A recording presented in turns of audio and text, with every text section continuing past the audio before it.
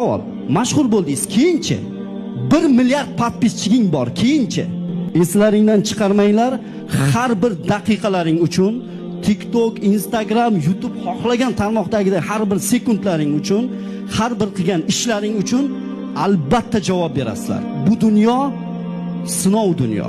Har bir salomning aligi bor. U alikni Alloh taolo qiyomatda oladi. Eslaringdan chiqarmanglar. Men yaxshilik qilib yuribman. Men shunchaki qilgan ishing uchun ham javob berasan. Payg'ambar alayhisalom aytdilar, kim Allohga va oxiratga iymon keltirgan bo'lsa, yo yaxshi gap gapirsin, yo jim o'tirsin, yo yaxshi ish qilsin, yo jim o'tirsin dedi. Men sizlarni yomon ko'rishdan, men birortalaringni tanimayman. Ishoninglar, lekin men ishonaman. Ishoninglar sizlar ham, sizlar Alloh taologa bir qadam bossalaring, Alloh taolo sizlarga 10 qadam bosadi. Sizlar yurib borsalaring, Alloh taolo yugurib keladi. Sizlar yugurib borsalaring, atroflaringni o'rab, bu mana bu dunyoviy lazzat bor-ku, bu o'tkinchi, bu tugaydi. Ruhlaring kasal-ku, TikTokkerlar, xafa bo'lmanglar.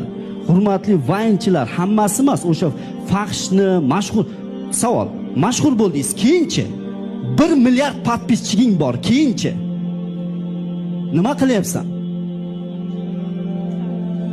Shuning uchun men o'ylayman, inshaalloh yaqin fursatda bizni gapimizni do'stona qabul qilib, bu gapni men efir uchun gapirish kerak ekan deb emas.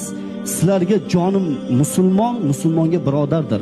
Agar musulmon bir tanaga o'xshaydi. Agar tananing oyog'i og'risa, bosh ham bedor bo'ladi. Biz bir tanamiz, bir tananing a'zolarimiz.